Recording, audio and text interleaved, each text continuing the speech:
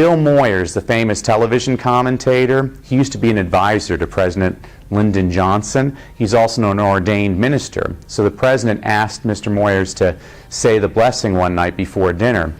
Mr. Moyers bowed and started saying his blessing, and President Johnson said, "Speak up, man, I can't hear you."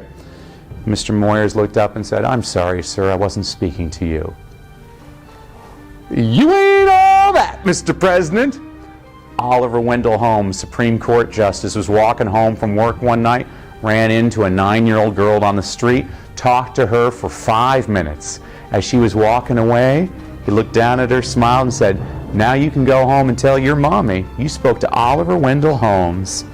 And she smiled back at him and looked up and said, "And you can go home and tell your mommy you spoke to Mary Catherine Brown." You ain't all that, Mr. Supreme Court Justice. It reminds me of one of my favorite stories of all time. Winston Churchill's mother was a contemporary of Queen Victoria, and she knew every important person of the day. She was once asked about the difference between Prime Minister Gladstone and Prime Minister Disraeli. Her response is one of the most illuminating ways all of us should aspire to live our lives.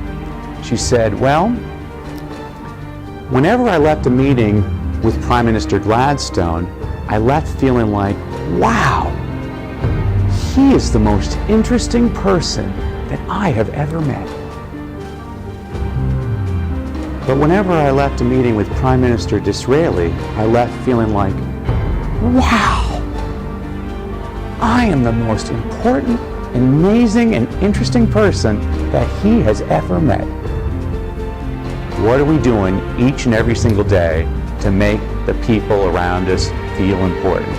It's our job to make the people around us feel important each and every day.